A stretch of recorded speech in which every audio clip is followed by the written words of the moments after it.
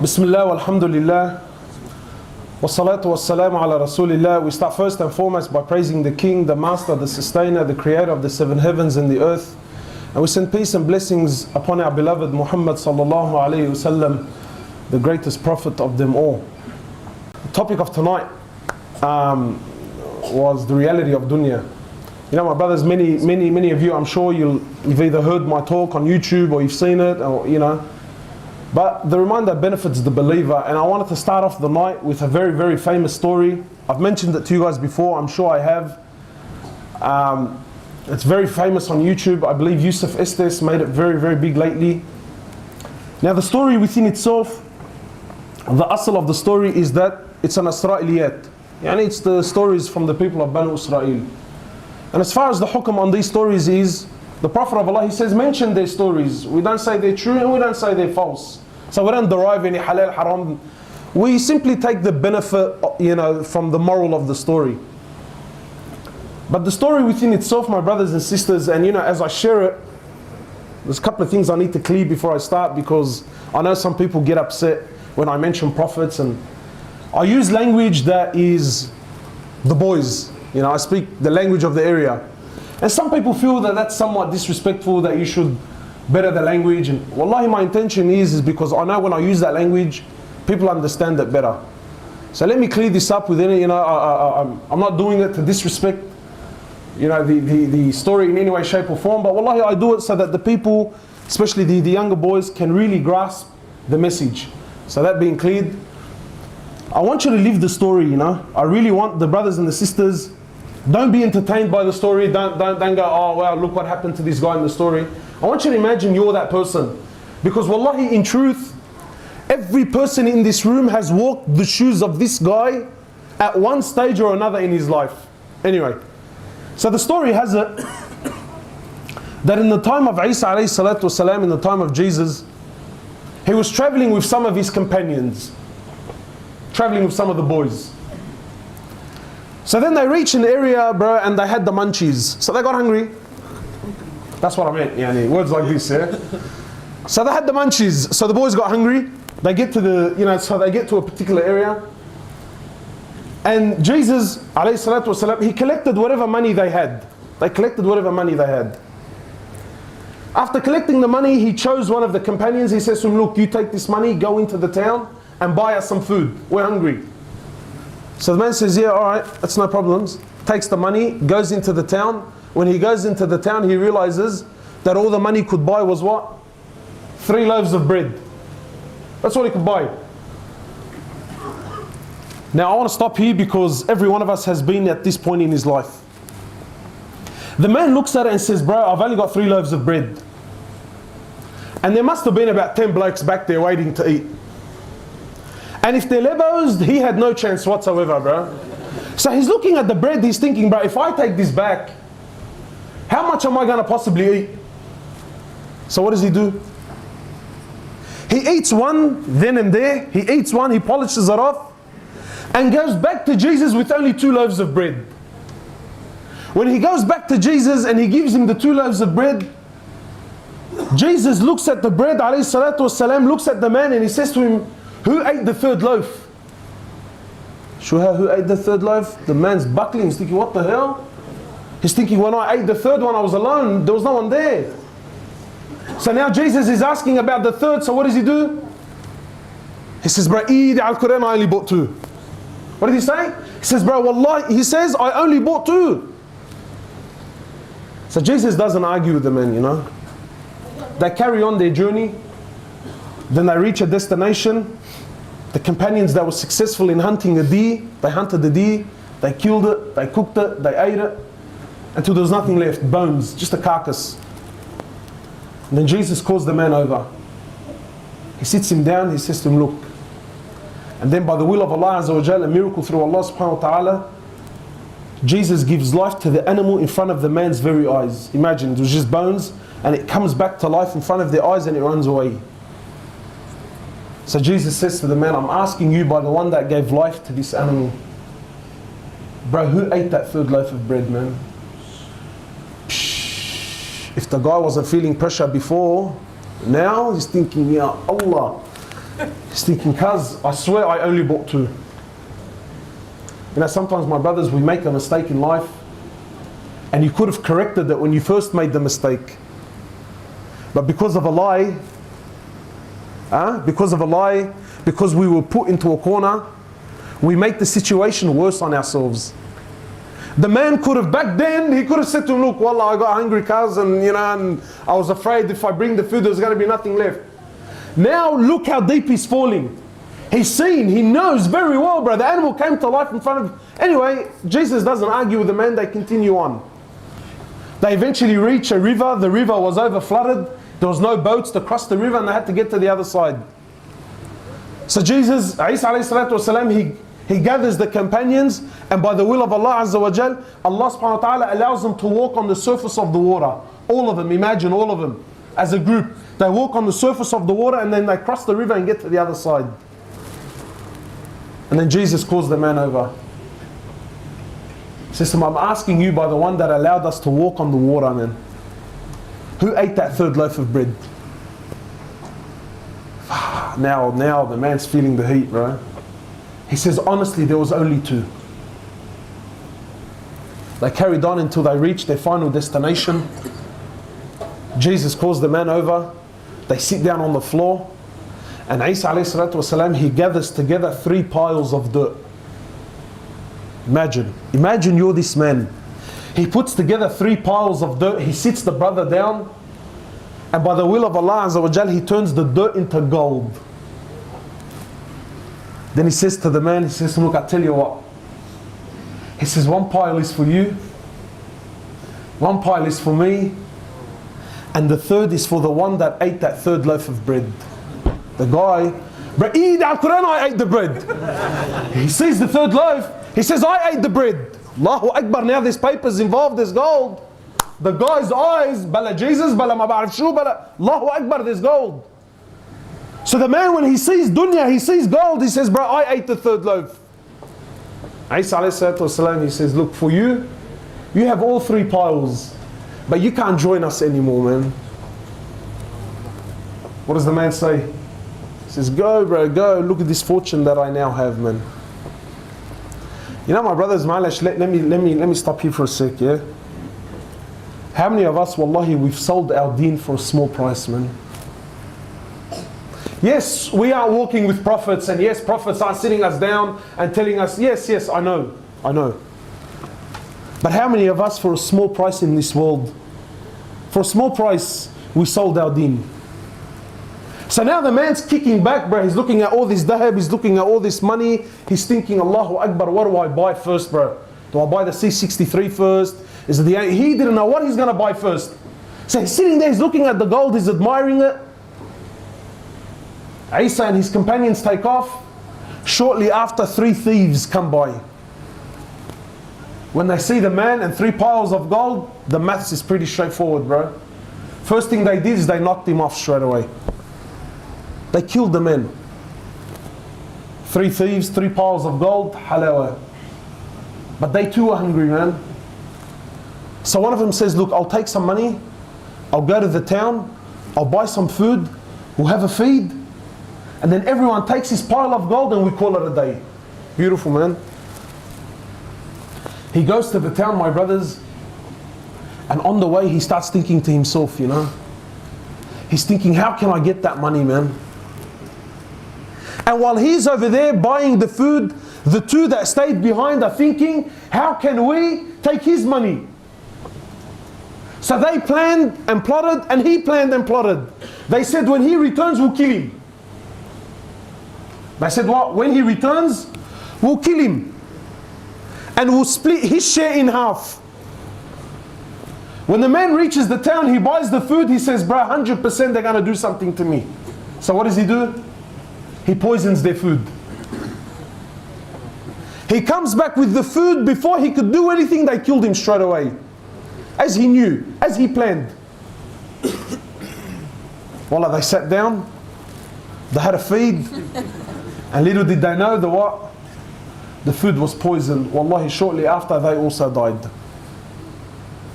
Now Isa alayhi salatu wasalam and his companions, they're walking back. They seen their former companion the 3 thieves, and the 3 piles of gold sitting there untouched. So Isa alayhi salatu wasalam, he looks over to his companions and he says to them, this is Hayat Dunya. He says, this is the life of this world. And this is what it does for the one who runs after it, man. That's dunya, my brothers and sisters. Wallahi, you can run and gather and collect as much as you want. You're leaving and you're leaving everything behind. You know what? Wallahi, you're leaving everything behind. And my brothers, honestly, how many of us, we've sold our deen for a very small price. And some of you think, nah, cuz me, I'm a soldier. I'm a soldier. Wallahi, my brothers, the tricks of shaitan are far greater than us. When I was in the UK, one of the mashayikh there, he was sharing his story with us. And I heard it personally, yani. It's a very famous story. Just to give you an example, one of the mashayikh there, he says, I was hired by one of the masajid as an imam. He says, I was hired as an imam by one of the mosques. He says, and I was new to the area. And really, this is a true story, so I really want you to really live it out, yeah? He says, I was the imam, and I used to take the bus from my house to the town, to that area, and then I would walk to the masjid. It wasn't far from there. And he says, because I was the imam, when I would go to the masjid, he went in his abaya and the amama and the whole shebang. He says, so I would take this bus.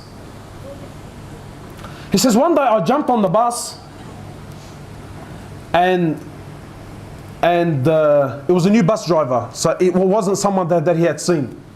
He says, I jumped on the bus, I paid him for my fare, and he gave me the change. He says, when he gave me the change, I didn't really look at what he gave me until I went back to the back of the bus, I sat down. He says, when I sat down, I looked at the money and I realized he gave me 20 pence. In the UK, 20 pence, we're talking nothing, but cents. Like 10 cents at most.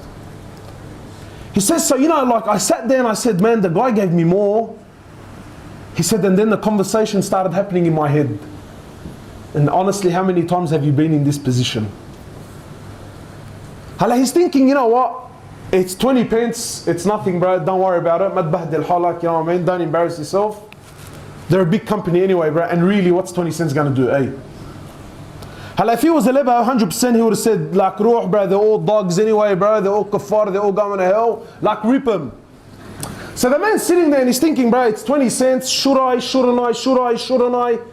He says, and wallahi, for the whole trip, this is the conversation that's happening. He says, it wasn't about the money, it was just...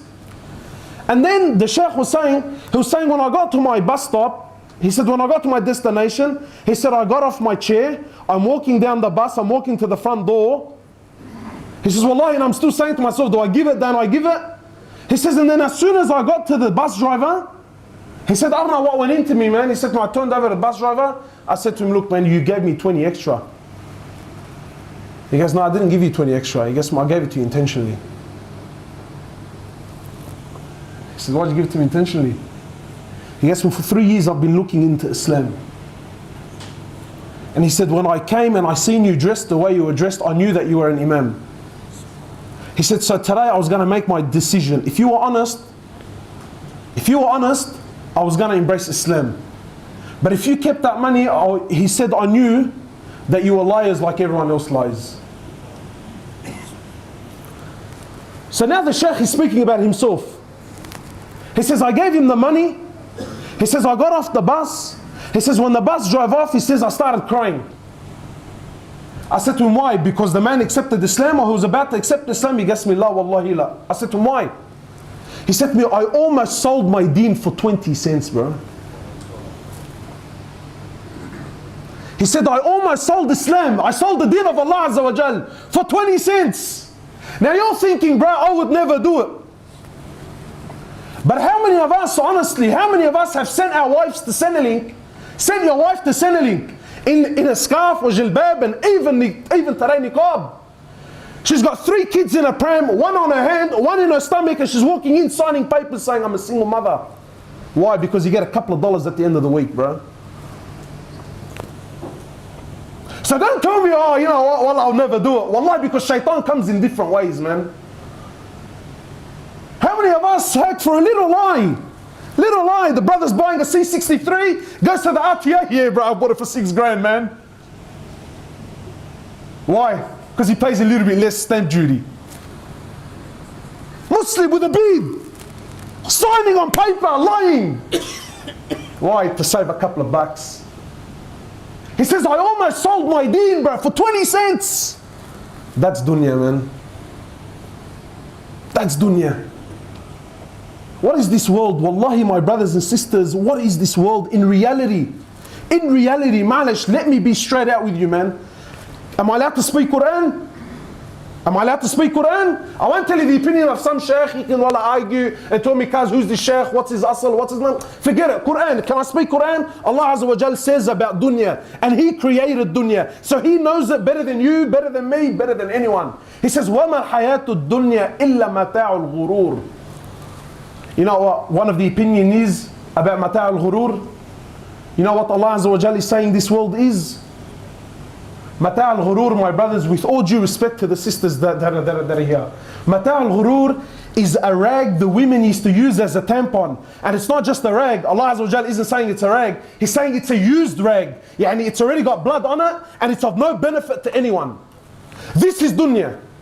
Not my words, Allah Azza wa Jalla is saying. And He created it, so He knows it for its reality. He says, this is this dunya. This is what you're running after. This is what every one of us, deep down in his heart, is dying for, waking up for, working 12, 13, 14 hours for, bro. This, for a used tampon, bro. I wish it's that, bro. We're punching on now because of it. We're going to war on the streets now. Muslims are bluntly killing Muslims. Why?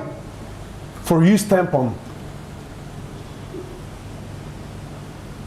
We've sold our deen. Wallahi, we've sold our deen. Go to any masjid you like any masjid for a Fajr prayer. And see how many people choose Allah over dunya. Go! I'm not going to tell you, Allah, go, your own masjid, choose the own masjid you want. Go there for Jum'ah, then go there the next morning for Fajr.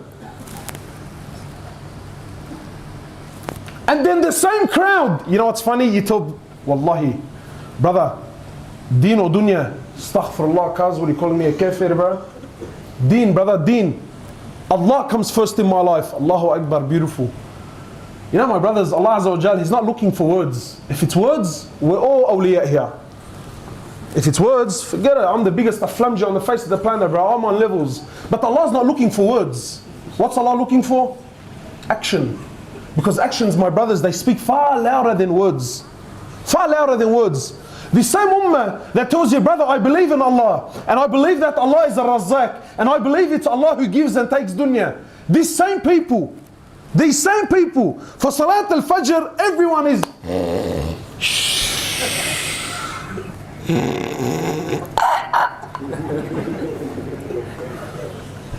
but then at 6:30 in the morning, he's up on his feet, buying a za'atar manushi with a V and a cigarette, going to work. I'm not saying this is haram, but seriously, what have you chosen, deen or dunya? The same ummah that says to me now, brother, it's Allah, Allah, Allah, for Fajr is asleep. But then when he comes to work, wallahi, if his boss tells him, cuz you gotta be at 3 in the morning, like tikram ayunak, bro. What have we chosen, man? What have we chosen? So it's not about, you ask yourself, what have I really chosen? Have I chosen deen or have I chosen dunya? What has gotten the better of me? Rasulullah, he knew the reality of this dunya, man. Sometimes people think that, being a Muslim means you have to be a hater for dunya. No.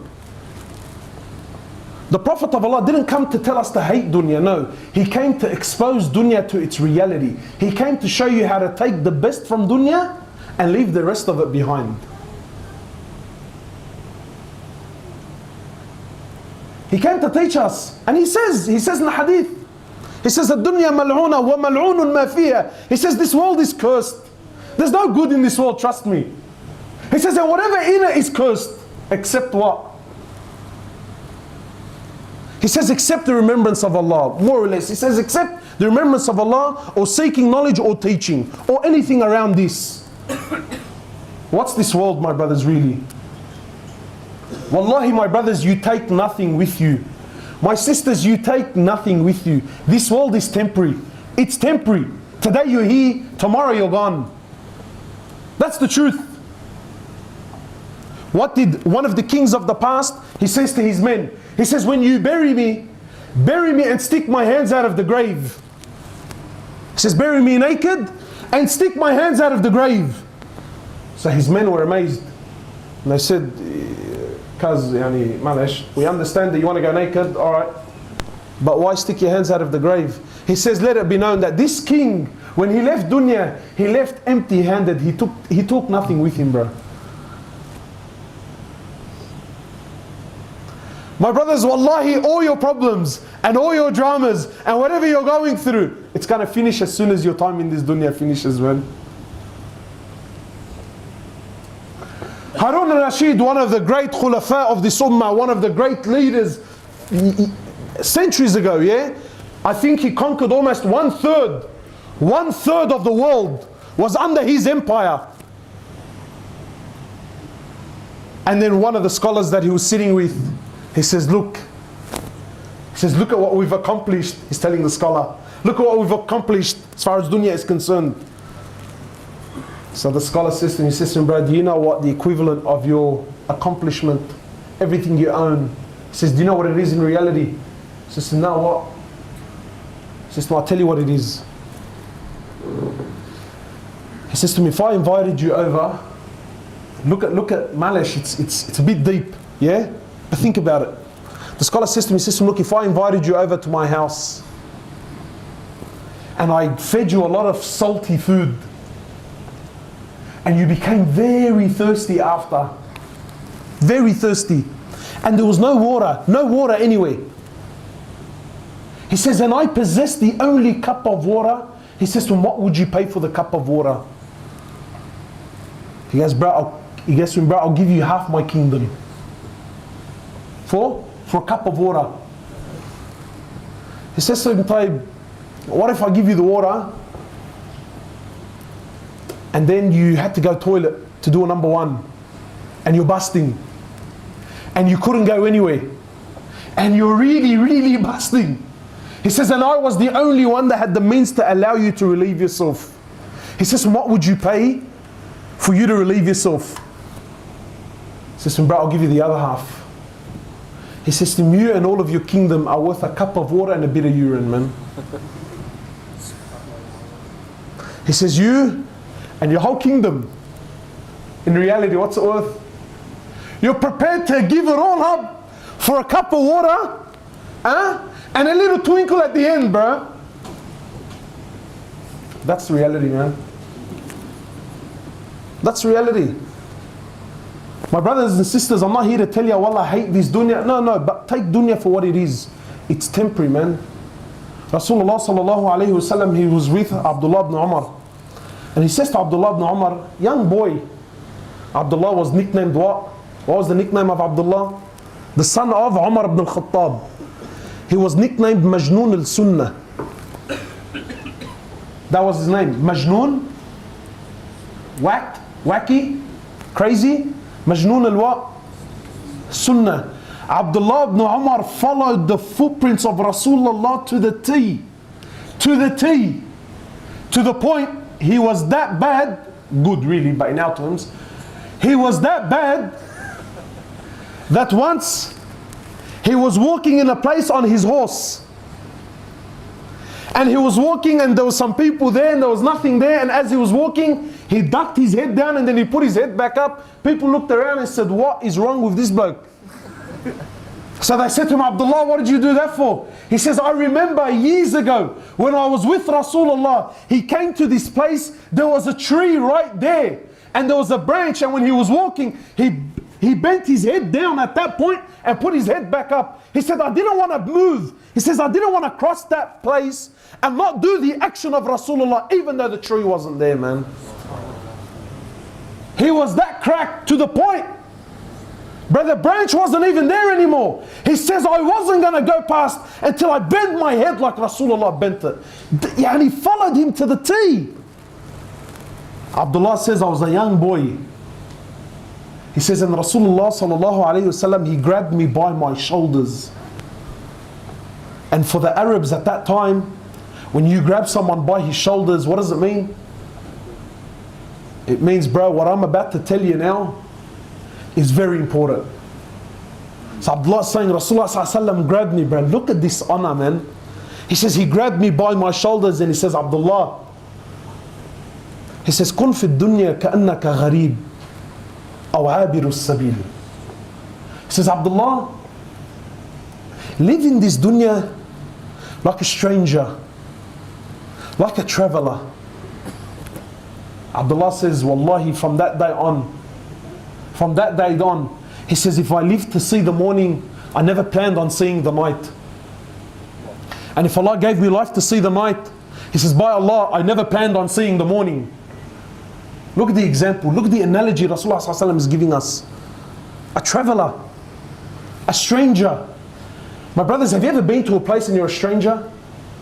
Anyway, like, I'm sure, you know, I know for me, maybe, you know, like when I go down north, whatever, in Vaucluse or in Double Bay and whatever, and I have to walk out and go to the shops, Ya Allah, get me the hell out of there, bro. I'm uncomfortable. Why? You're a fish out of water. Fish out of water. Wallahi, you don't even absorb the area. Like, I don't even, just get me out, bro. Get me out. That's a stranger. He says, or a traveler. And I love the analogy of the traveler. Why? My brothers, when you travel, my sisters in this dunya, when you travel, what do you take with you, man? Do you take your car? Do you take your house? You take a bag, man. You take a bag. If you're lab, you take a really big bag. But nevertheless, it's a bag. True? It's a bag. Maybe your auntie give you the ghasili, take it to your uncle in Lebanon. Other than that, really. But in all, what do you take with you? What do you travel with? The necessities, bro. I'm going to an area that I don't know. What do? You usually jump online. What's the weather like there? If it's really hot, do you take winter clothes with you? You might take a jumper in case I get caught out. Minimums, bare minimums. Do you take all your wardrobe? You take what I need, man. That's how you should really live in dunya. The bare minimum, man. What do I need to get by? What do I need to get by? And then he says, what? You're a traveler. He says, this world, he says, he's speaking about himself. He says, my example to this world is like someone walking by, someone who's traveling. He sees a tree. Someone's walking in the desert. He sees a tree. He says he takes some rest under the tree, takes some rest for an hour or two, and then picks himself up and continues on. He says that stay, those 2 hours of rest, he says that's my dunya, man. Brothers and sisters, wallahi, that's what you're doing here, man. Anyone here traveled? Anyone ever flown to Saudi or to Lebanon? Yeah? You fly where first to? Abu Dhabi, Dubai, and you're there in transit. Usually for how long? 3-4 hours tops, yeah? 3-4 hours. You're there in transit. Look at the analogy of Rasulullah sallallahu alaihi wasallam. He's telling you dunya, really, dunya is Dubai airport. Really? Dunya is Dubai airport, and your destination is where? Wherever it is, whether it's Saudi or Lebanon. But in reality, what's your destination? Where does everyone here want to go? To Jannah. And I'm here. Did you ever in your life go to Dubai airport? I want you to imagine, me and Yas, we went to Dubai and we're in transit there for 3 hours, okay, and my connecting flight is at gate 54. So me and Yas arrive, he looks at the time, he says, bro, we've only got a few hours, man, there's no point.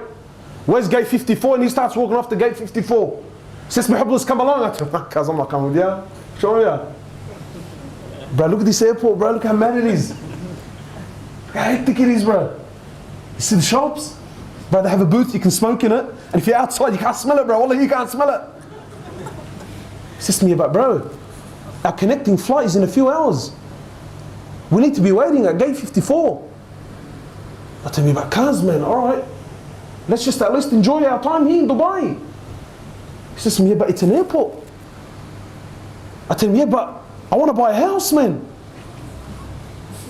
You're laughing. But that's what we're all doing here.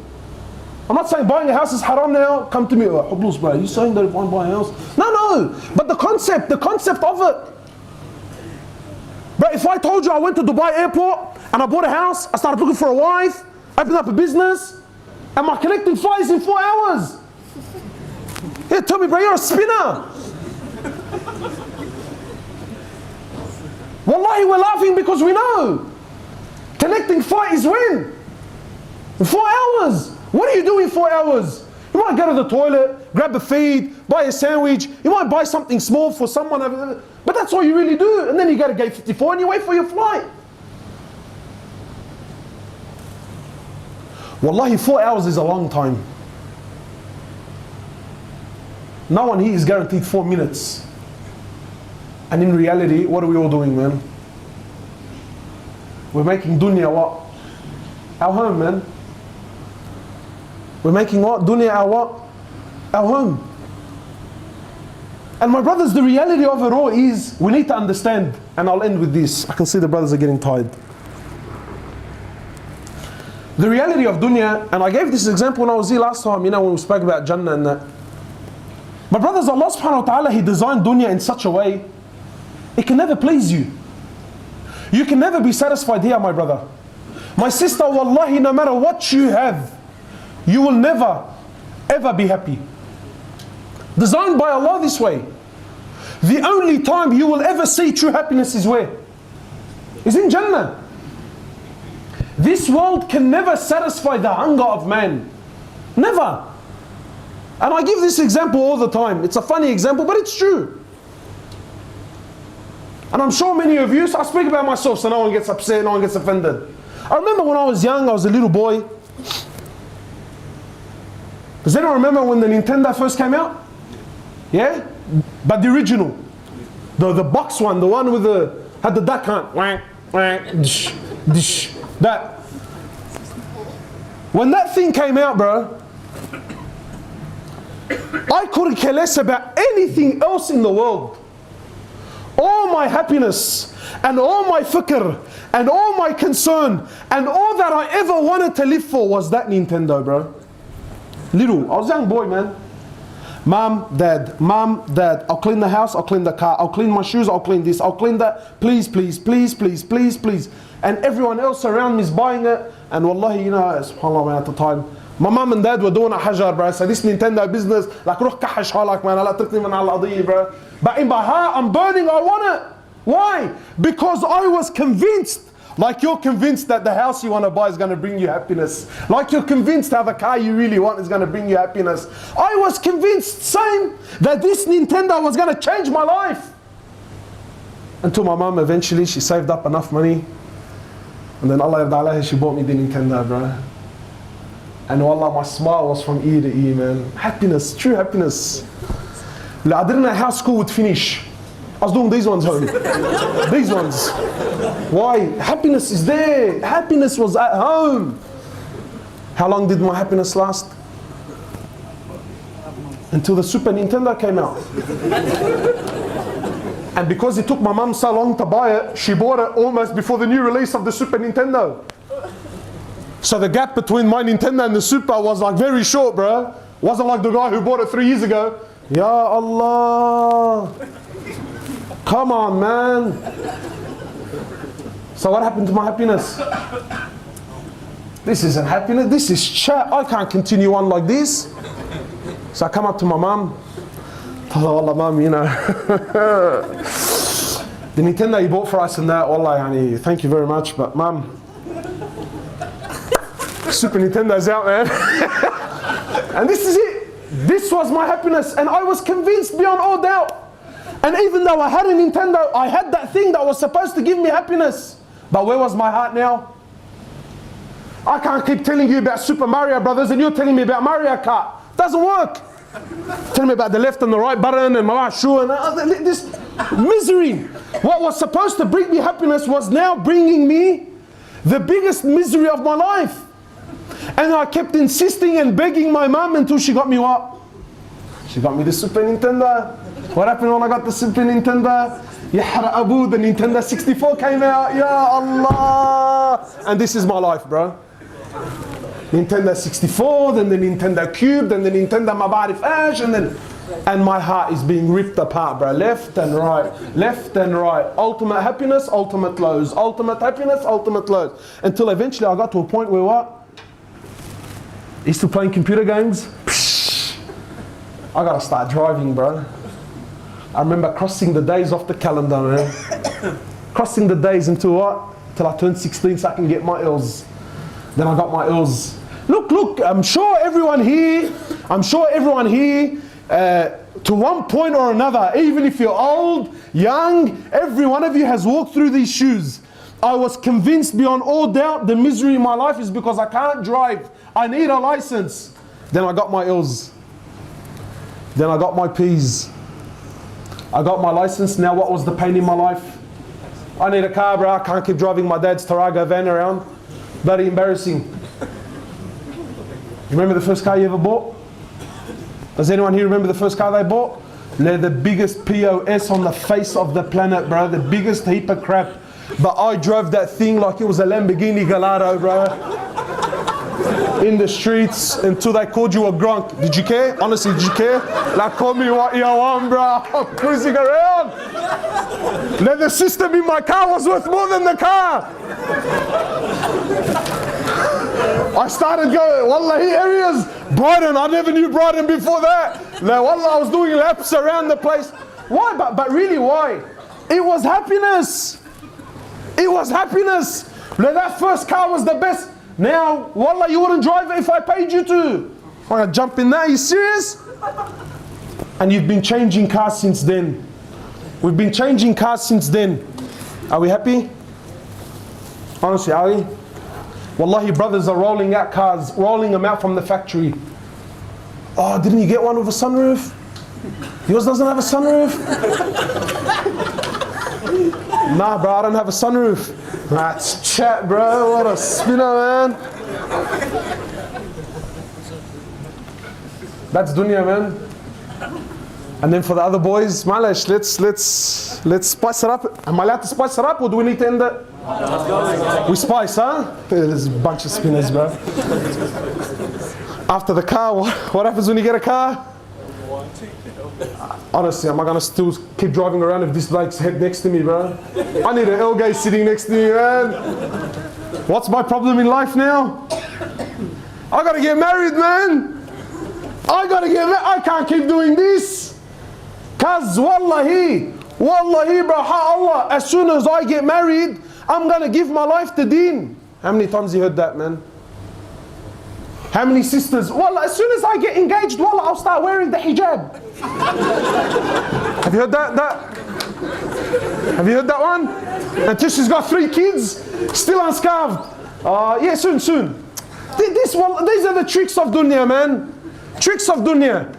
Sisters, the poor thing, look at the sickness. The sister thinks that if I cover myself, Allah will deprive me of a husband. So what should I do? Let me fall in sin to do something halal. Brothers are now falling in sin, falling in haram. The brother has neglected his deen, neglected salah, lost all hope, all yaqeen in Allah Azza wa Jal, because I need to get married. And up until I get married, I'm not going to pray, I'm not going to fast, I'm not going to go to the masjid. My happiness, my problems, my dramas is in the fact that I'm not married. Taib.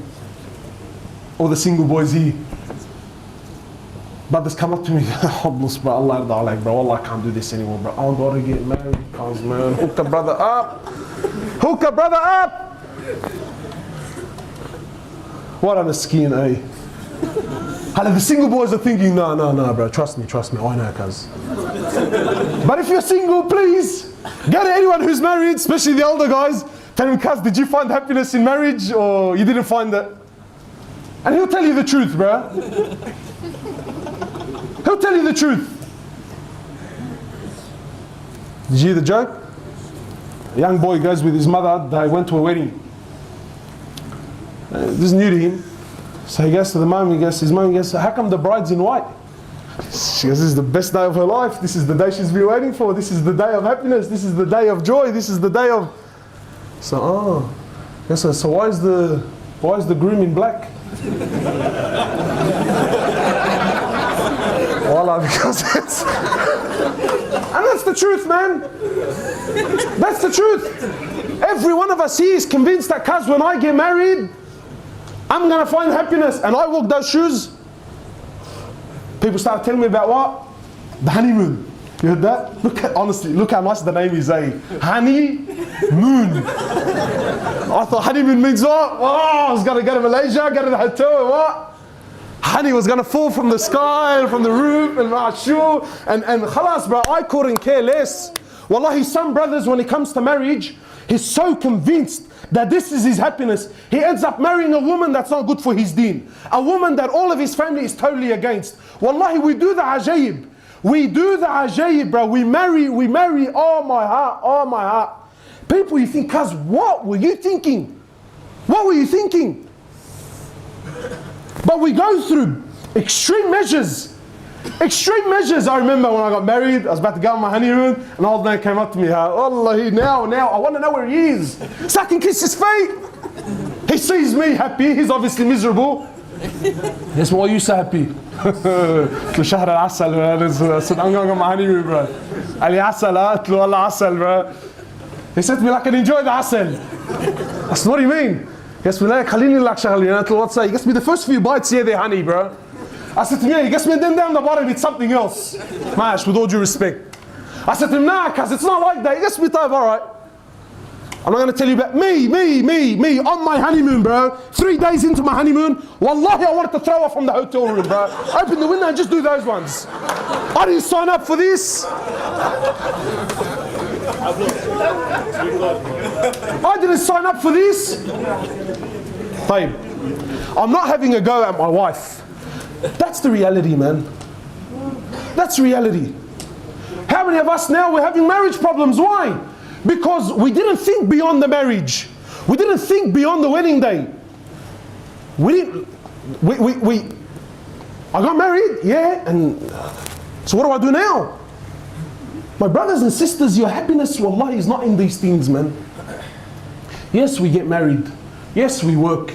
Yes, we buy a car to get on with life. Yes, I might buy a house if I can afford it through halal means. Yes, to shelter my family. Of course, this is all, you know, these are all the requirements of life. Yes, we do these things, but not at the price of sacrificing my deen, man. Never, ever put dunya before deen. Never. Wallahi, my brothers, how many of us, because of work, how many Muslims on a weekly basis, they miss Jum'ah? Why? Because my boss doesn't let me go, man. My boss doesn't what? My boss doesn't let me go. Or because of uni, they miss Jum'ah. Why? Because my boss or my teacher, whatever, doesn't let me go. Muslims that are stuck in jobs where they're not allowed to grow their beads. He actually wants to grow it. I'm not talking about the guy who doesn't want to grow it. That's a different story. This guy actually wants to grow it. But because of his job, you know, his boss, you know, cuz look, you know, I work as a concierge, you know, I have to deal with people and it's not really befitting. Allahu Akbar, man. My brothers, let me tell you something. Do we worship Allah or do we worship dunya, man? You know what it means to worship? Many of us, when we say, you know, this guy worships dunya, we think what? That this guy, he puts a $100 note down on the floor and he makes sajda to it. No. You know what it means to worship? It means to obey. To worship someone is to what? Is to obey him. So when my boss says to me, get up at 7, and I'm up at 7, and Allah tells me, wake up at 4, and I don't wake up at 4, who do I obey? Who?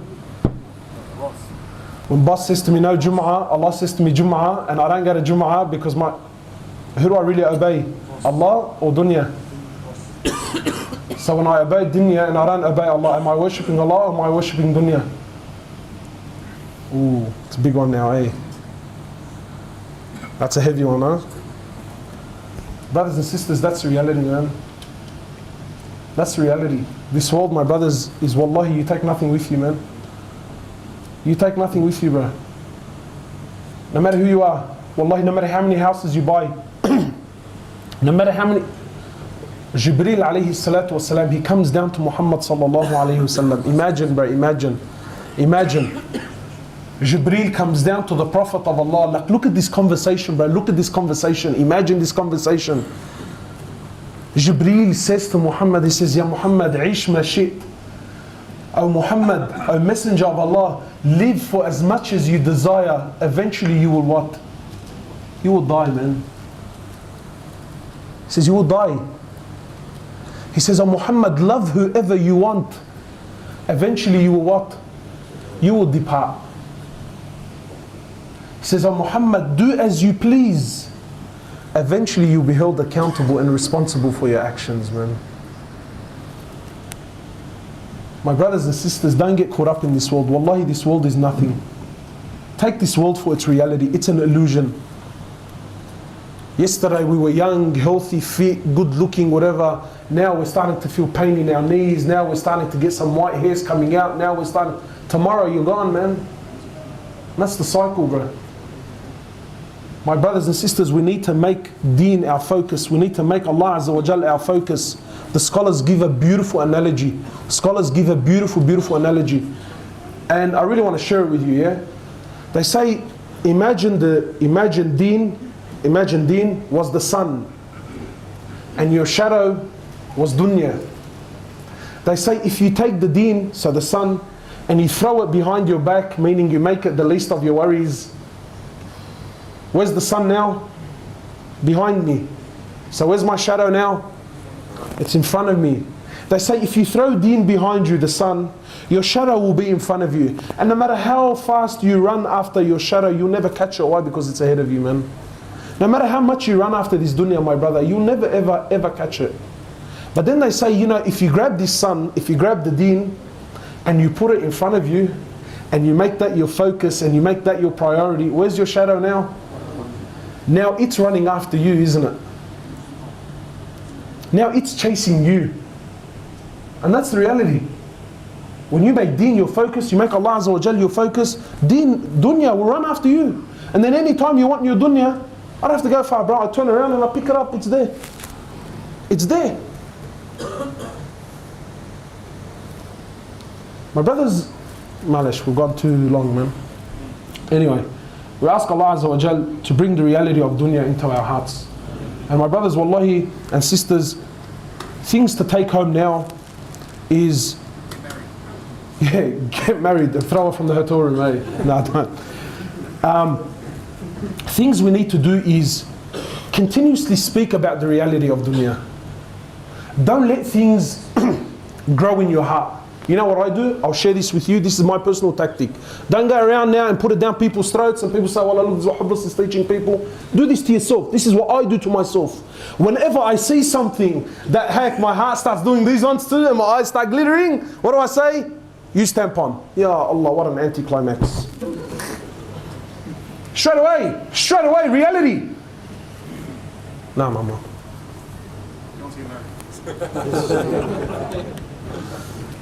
Huh? Straight away. Don't let things grow in your heart.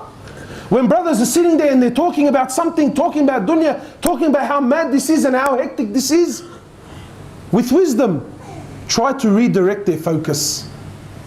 Try to redirect their focus.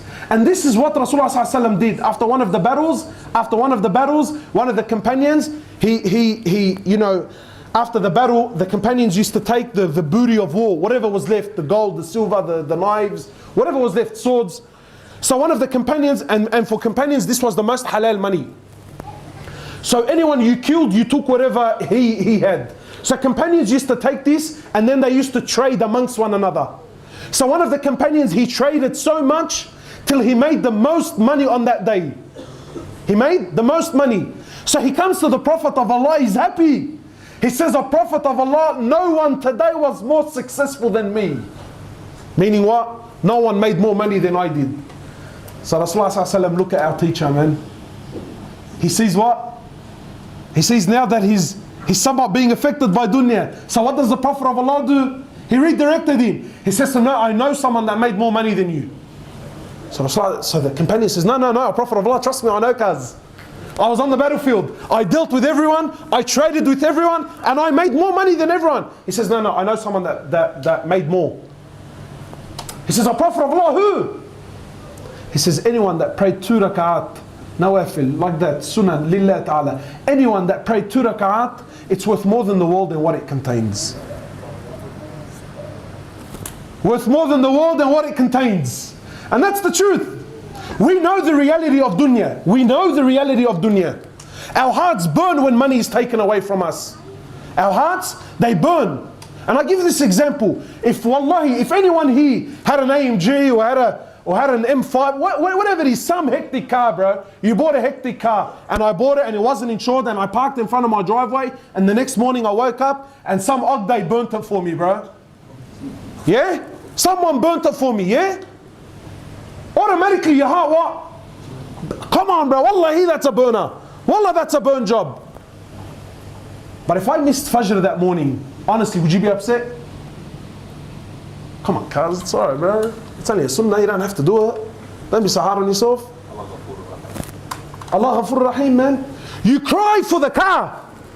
You cry when someone scratches your car, you cry. But the ummah is missing Fajr. Rasulullah ﷺ, he says the sunnah of Fajr, never mind Fajr. He says the sunnah of Fajr is worth more than the world and what it contains. And we're missing it on a daily basis. Is anyone there to cry for it?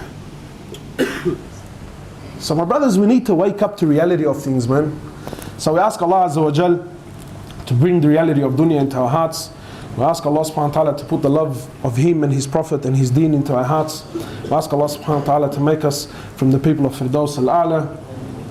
ونصلي على الحبيب محمد صلى الله عليه وسلم. سبحانك اللهم وبحمدك نشهد أن لا إله إلا أنت نستغفرك ونتوب إليك. جزاك الله خير.